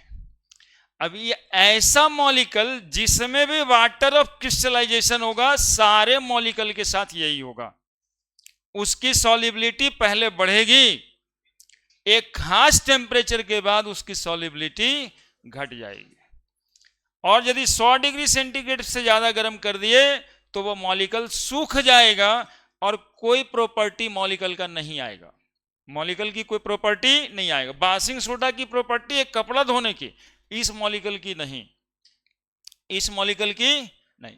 एक और एक्सपीरियंस मैटर की बात करते हैं, एक्सपीरियंस वाला। घर ढलैया सबके घर में होता ही है, हाँ अभी तक एक एक्सपीरियंस तो हो ही गया होगा। अब देखना कि घर ढाल देने के बाद बाबूजी लेबर से या बाबूजी खुदे जो है पानी पटाते रहते हैं, ढाल देवे कि अब क्यारी बना बना के उसमें पानी भर ले रहते हैं। अब ये क्या है, ढलाई पानी से जब जब काहल किए हुए हैं। देखिए वो बात एक्चुअली में यहीं पे यही बात है, इसी के लिए पानी दिया जाता है। सुनते रहिएगा, हम आपको बता रहे हैं। सीमेंट में प्लास्टर ऑफ पेरिस होता है, सीमेंट में प्लास्टर ऑफ पेरिस होता है सेटिंग प्रॉपर्टीज के लिए, कि वो हार्ड मास में सेट कर जाए। सेटिंग प्रॉपर्टी कहने का मतलब है ये छत्ता बना है तो सेट किया ना भाई, नहीं तो सब नीचे गिर जाता। तो सेटिंग प्रॉपर्टी के लिए प्लास्टर ऑफ पेरिस मिलाते हैं। ये दूसरा मॉलिक्यूल है हमारा, जिसको बोलते हैं CaSO4 हाफ H2O। ये प्लास्टर ऑफ पेरिस है। एक्चुअली में ये सीमेंट में मिला रहता है। किस प्रॉपर्टी के मिला रहता है बता दो, बता दो, लिखना तो है ही है। सीमेंट सेटिंग प्रॉपर्टी के लिए मिला रहता है, हार्ड मास में सेट कर जाए। अब यदि ये हीट होगा, ज्यादातर ढलैया होता है गर्मी के सीजन में ही। अभी खूब छत ढला रहा होगा, है ना, खूब बे छत ढला रहा होगा। होता क्या है, सनलाइट है, धूप, सनलाइट से हीट होगा छत। जिस दिन ढाले उस दिन तो गीला ही है, वो धीरे धीरे सूखेगा, टेम्परेचर बढ़ेगा, सनलाइट हाई टेम्परेचर हीट होगा।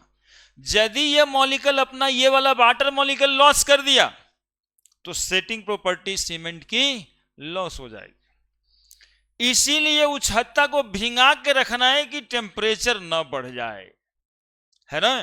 टेम्परेचर नहीं बढ़ेगा तो CaSO4 हाफ H2O घुला हुआ रहेगा एक्वस। यदि टेम्परेचर बढ़ जाए और हीट कर दें तो क्या बन जाएगा, ये CaSO4 प्लस हाफ H2O। इसको बोलते हैं dead burn plaster. Dead burn, जल गया प्लास्टर, डेड बर्न प्लास्टर, है ना, खत्म हो गई। अब इसकी सेटिंग प्रॉपर्टीज नहीं होगी। तो वैसा वैसा सारा मॉलिक्यूल जिसमें वाटर ऑफ क्रिस्टलाइजेशन होता है उसकी सॉल्युबिलिटी पहले बढ़ती है और फिर घट जाती है। देखिए कितना लॉजिकल कारण। अब तुम लोग का भी छत्ता ढलाएगा तो पानी देगा ना, ऐसे तो सोचा वो तो झूठे भोरे भोरे वो काम ना, तो पूरे गांव वाले को दिखाते रहते हैं कि देखो ढलाए ढलाए।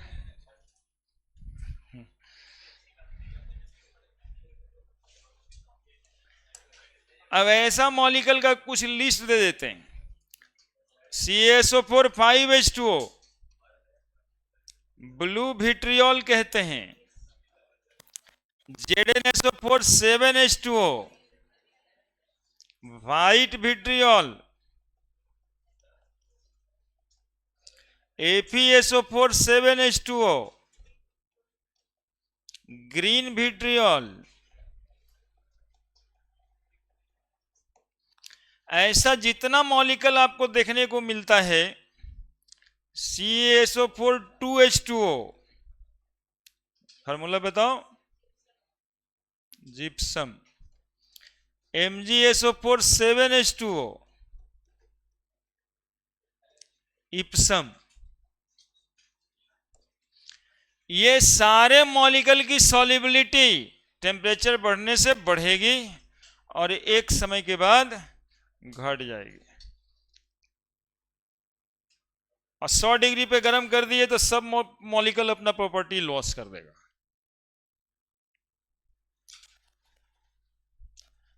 तो यहां पर लिख दें, तुम लोग तो उतारना शुरू कर दिया होगा।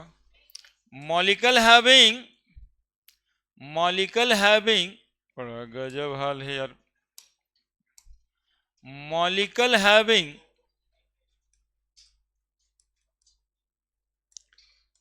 Water of crystallisation,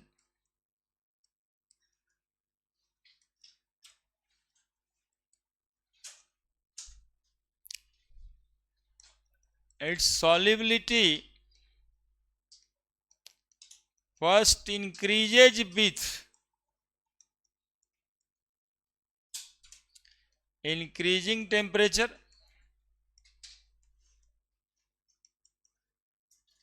first increases with increasing temperature. First increases with increasing temperature, then decreases with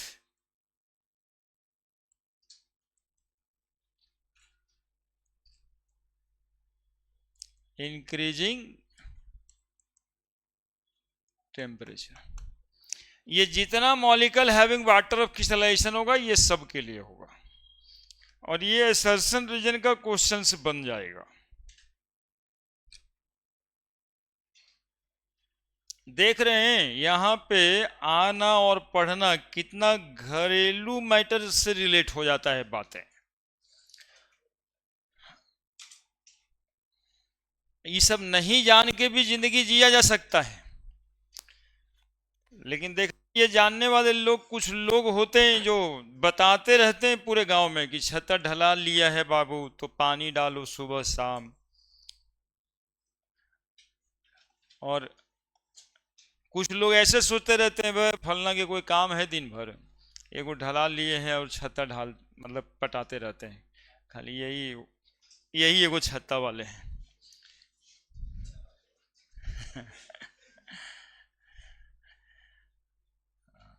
लेकिन ये लॉजिक समझ में आ जाए, जितना ज़्यादा गर्मी पड़ेगा 3 बार पानी देना पड़ेगा। एक बार दोपहर में उसको भींगे ही रहना है, उसको ड्राई होने ही नहीं देना चाहिए। जैसे ही ड्राई होगा ये सेटिंग प्रॉपर्टी गड़बड़ होगा, और बाद में ये एग्जैक्टली सेट नहीं करेगा तो चूने लगेगा, पानी टप टप गिरेगा। साल भर 2 साल 5 साल जितने दाल में हो वो होगा, इसलिए पानी देना जरूरी है। जितना भी ढलैया वाला मैटर है, जो प्लास्टर हुआ उसको पानी देना होगा, नहीं तो गर्मी में सारा फट जाएगा, है ना। यहाँ तो नहीं, उधर दिखता है क्रैकिंग है, वही हुआ, ढाल दिए उसके बाद पानी नहीं दिए तो क्रैकिंग आ जाएगा। और वो क्रैकिंग फिर ऐसा है कि वो चिप्पी लगा के सटेगा सिर्फ, वो खत्म नहीं होगा कभी।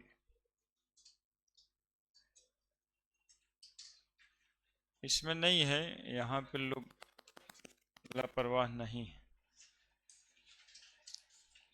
यही सब का नॉलेज का कमी के वजह से ऐसे होता है। अब जान नहीं रहा था वह पनिया दे न दिया, अच्छा ठीक है आज बियाह में जाना था तो रह गया ऐसे ही। और जिसके बियाह में गए थे वो बाल्टी लेके खड़ा नहीं रहेगा, वो देखना आप ही को है।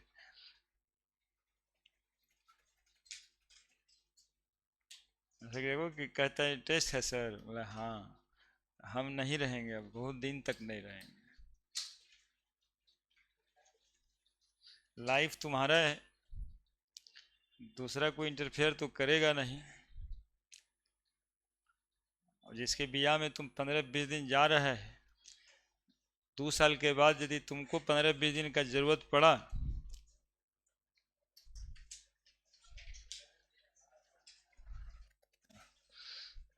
अभी तुम खुदे ना साल भर के एक्सपीरियंट हो जाए।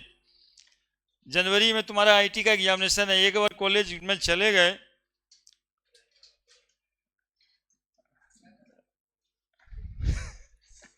और बोलेंगे वो ब्याह जिनका हो रहा है कहीं वो साजिश तुम पे तो नहीं कर दिया है कि लड़का का कहीं हो न जाए आईटी, बीचे में टगा देंगे ब्याह करेंगे।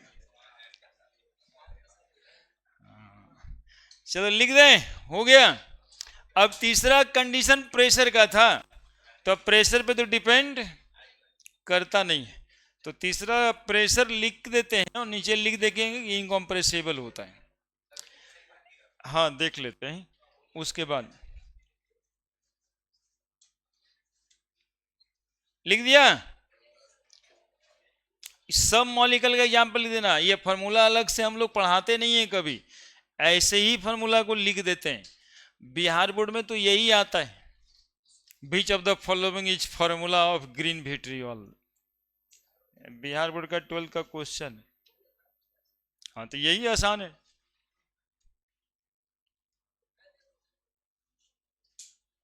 ठीक है, नेक्स्ट तीसरा प्रेशर, तो नीचे लिख देना solubility of solid in liquid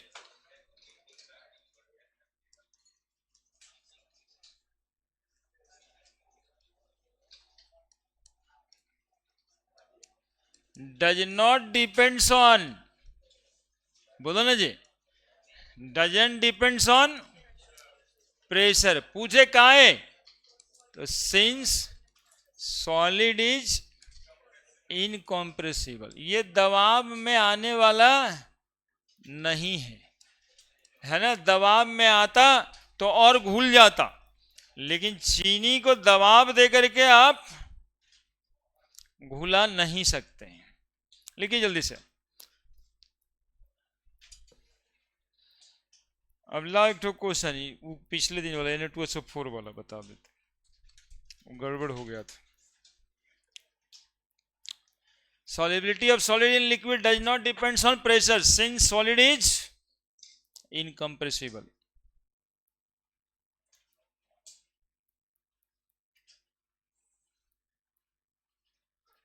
ये हो गया topic over, solid in liquid की सॉल्युबिलिटी। इतना जब पढ़ा है ना तो एनसीईआरटी का इतना सा होगा, उसको एक एक अक्षर बताया। ऐसा नहीं कि सब फालतू कहीं और से पढ़ा दिए, सब वो किताब में है। अब एक एक अक्षर हो गया होगा। एगो नाम ने लिए खाली आप लोग डर जाते हैं, इसलिए ली चैटेलियर प्रिंसिपल लग रहा था, है ना। ये लिख दिया, लिख दिया। ये जो बताएं कि सॉल्यूशन हीट एब्जॉर्ब कर लेगा और बैकवर्ड डायरेक्शन में रिएक्शन शिफ्ट कर जाएगा, इस प्रिंसिपल को क्या बोलते हैं। हाँ, तो यदि कारण आ जाए, कारण यदि पूछने लगे कि why solubility of solid in liquid is inversely proportional to temperature, तो according to Le Chatelier's principle, है ना। ये हम नहीं कहे, हम ऐसे तो आपको हम ही कहे, लेकिन ये कहे कौन थे, ली चैटेलियर साहब। लाओ तो जी क्वेश्चन Na2SO4 वाला देखें, वो गड़बड़ हो गया था, ये कोई MA BA वाला कॉन्सेप्ट वाला क्वेश्चन था। ठीक है, बढ़ जाएं। ये क्वेश्चन है, ठोक ठोक ठोक ठोक। 2 litre of 0.2 molar H2SO4 is reacted with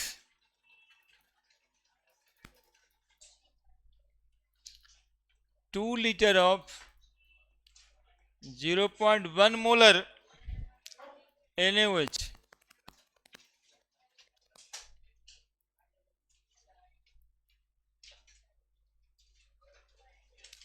Molarity of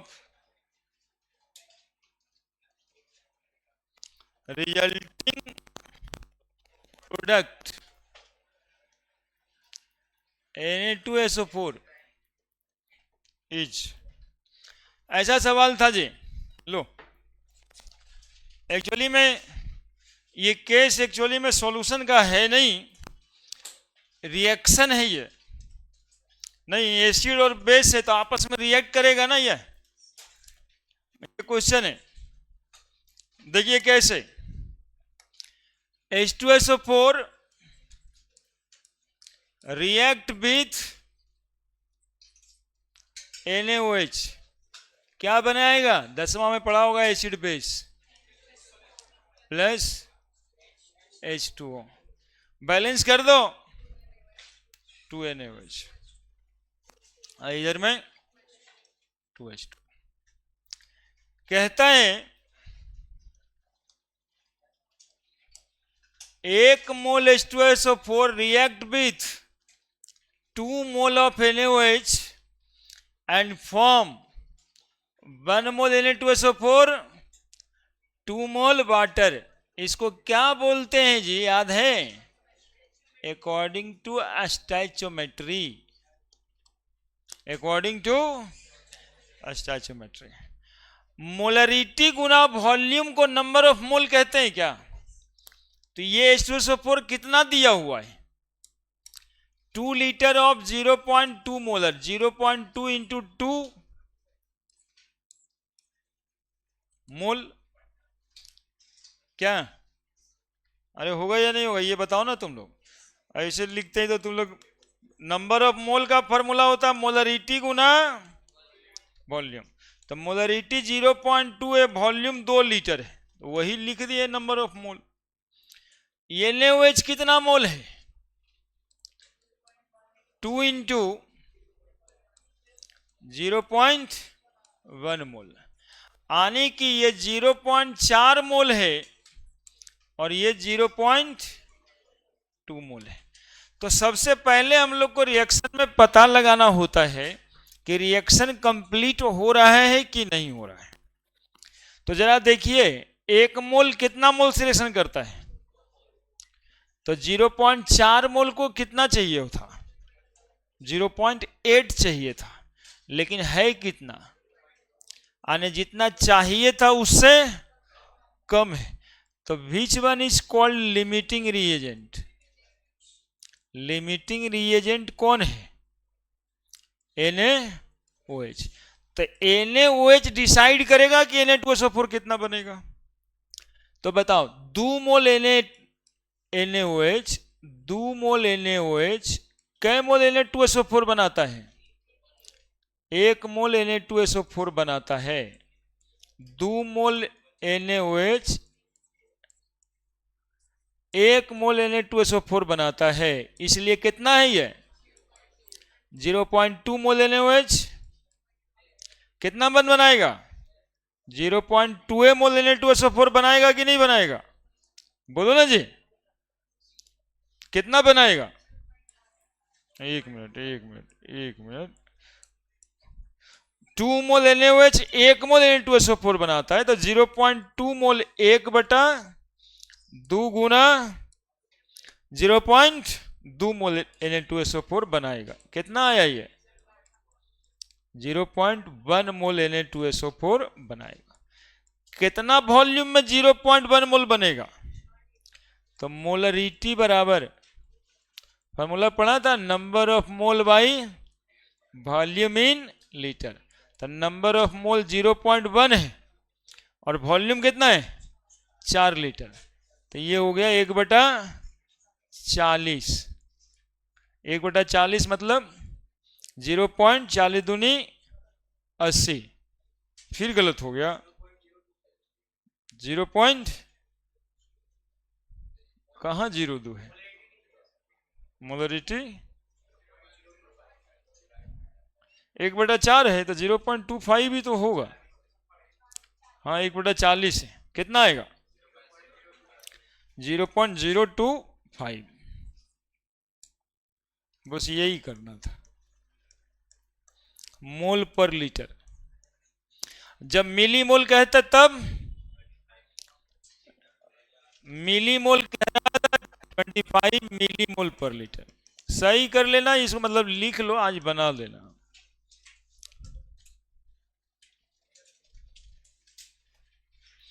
ये थोड़ा सा 11th के स्टैचोमेट्री से रिलेट हो गया। लिमिटिंग रिएजेंट आ गया। यदि लिमिटिंग रिएजेंट नहीं आता तो पिछले दिन जैसे बना दिए थे वो सही हो जाता, लेकिन लिमिटिंग रिएजेंट था, इसलिए वो वाला आंसर गड़बड़ था, है ना? वो वाला आंसर गड़बड़ था। अच्छा, पहले ये हो जाए, पहले ये हो जाता है, उसके बाद देख लेते हैं। लाइन उन कट गया था ना थोड़ा सा, कुछ हो गया होगा।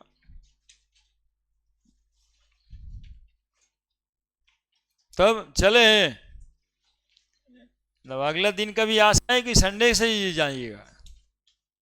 हाँ, जब मौका लगे आकर के क्लास कर लेना है, एक के बार नहीं कि 2 महीना में शादी होना है तो अभी से जाकर के घर में। अच्छा, 20 तारीख का, हाँ तब तो जाएगा ही।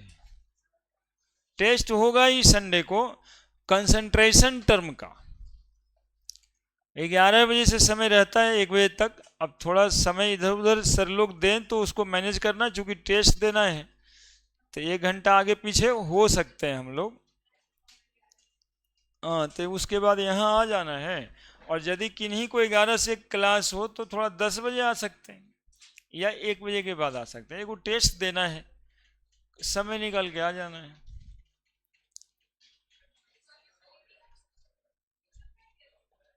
सॉल्यूशन में कंसंट्रेशन मेजरमेंट का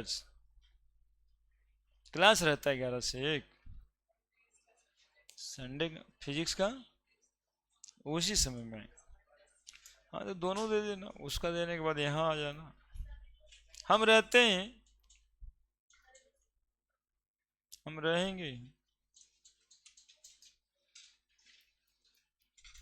ये सब थोड़ा परेशानी है क्योंकि इंडिविजुअल सिस्टम ना है। सब सर लोग समझते हैं हम जो कह दिए बस वही, हमारे आगे कोई नहीं। लेकिन हम रहेंगे आगे पीछे, जब हो 2 बजे तक रहेंगे। उनको टेस्ट लेने दीजिए, थोड़ा आगे पीछे करके टेस्ट दे देना है। हम तो जानते हैं, पहले टोक दिया मुँह पे टेस्ट है सर, हम नहीं रहेंगे। हम तो कभी कभी तुम्हारे लिए चाहते हैं कि काहे नहीं बच्चा से पूरा 11th का टेस्ट लिया जाए, तो रिवीजन होगा आईटी पैटर्न पे एकदम 75 क्वेश्चन दे करके। तो कितना बार रिवीजन हो जाता, 10 बार टेस्ट लेते 10 बार रिवीजन हो जाता। तो सामने सामने नहीं कर देता, मतलब बोलने का भी हिम्मत ना कर पाए।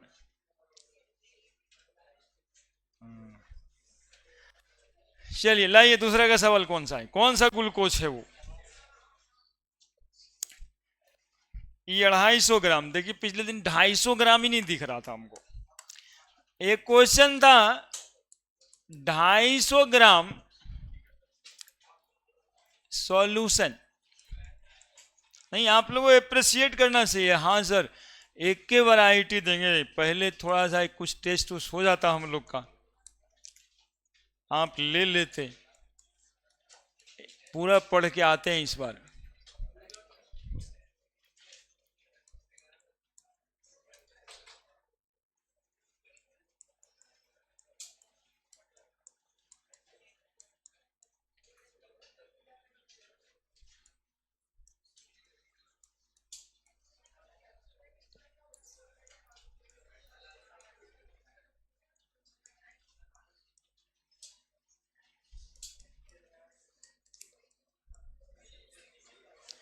पिछला दिन जो बनाए होंगे उसको काटना नहीं है, 250 वहां हटा दीजिएगा तो सही था, है ना। 250 ml खाली हटा देंगे तो सही था। हम लोग यहां से ही देख करके बना दिए थे। लेकिन 250 ml सोल्यूशन देख लीजिए, इसको भी 250 ml सोल्यूशन बता रहा है डेक्स्ट्रो ग्लूकोज, ये डी है। ये एक्चुअली में ना बायो केमिस्ट्री में पढ़ना होता है, डेक्स्ट्रो लिखाता है। ग्लूकोज जो हम लोग को वो ड्रिप में चढ़ता नहीं है पेशेंट सबको, वो डेक्स्ट्रो ग्लूकोज होता है। देखना उसमें लिखल रहेगा डेक्स्ट्रोज, ग्लूकोज नहीं रहता, डेक्स्ट्रोज रहता है। In water content 10.8% carbon by wait. 100 gram glucose में 10.8 ग्राम कार्बन है, तो 250 ग्राम सॉल्यूशन में कितना है ये निकालना होता है इसमें। तो चूंकि 100 gram of glucose solution contain 10.8 gram carbon, इसलिए 250 gram of glucose solution contain 10.8 by 100 into 250, ये करीब 27 आता होगा। 27 ग्राम कार्बन है इसमें, यानी 250 ग्राम सॉल्यूशन में कितने ग्राम कार्बन है, 27 ग्राम। ठीक है, 27 ग्राम कार्बन होने के लिए ग्लूकोज कितना होना है, तो लिखेंगे देखो अगेन, क्या लिखेंगे, 6 गुना 12 प्लस 1 गुना 12 प्लस 16 गुना 6, कितना ग्राम ग्लूकोज हुआ है, 180 ग्राम में कार्बन कितना ग्राम है, तो 72 gram carbon present present in, बोलो ना आगे, 180 ग्राम ग्लूकोज, तो 27 ग्राम कार्बन कितना ग्लूकोज में प्रेजेंट होगा? 180 बाई 72 गुना 27 कितना आता है? 67.5 ग्राम। देखो खाली वो 250 ग्राम लिख दिया था ना, तो इतना चक्कर लग गया। यदि ये 250 ग्राम नहीं रहता तो पहले जो बना था वही ठीक था। अब क्या करेंगे, निकालना क्या है? मोललिटी। तो मोललिटी बराबर फॉर्मूला पढ़े हो तुम लोग, weight by molecular weight into weight of solvent. ऊपर में तो कितना वेट लिख दें? बोलो, सॉल्यूट का वेट कितना आया? बोलेंगे सर 67.5 आया। मॉलिक्यूलर वेट कितना आया? 180। सॉल्वेंट का वेट कितना आया? तो 250 ग्राम सॉल्यूशन है और 67.5 ग्राम सॉल्यूट है, तो 250 माइनस 67 पॉइंट इंटू 1000। अब बोलो कितना आया? मोललिटी बराबर 67.5 गुना 1000 बाई 180 इंटू 250.00 67.50। 0 5 9 में 7 गया, 2 14 में 6 गया 8। ठीक लिख किए हैं क्या? ठीक है क्या? 182.50। बोलो भागा देखिए कितना आता है? 2.06 मोलल, है ना। चूंकि ये 250 ग्राम सॉल्यूशन था इसलिए इतना काम करना पड़ा, ये एक्स्ट्रा हो गया। अदरवाइज 10.8% था ना बाई वेट, तो 10.8 से निकल गया था। लेकिन सॉल्यूशन का वॉल्यूम 250 में लिखा था इसलिए वो भी बन जाएगा, है टाइम जी। अगला दिन लास्ट में कुछ समय बचेगा।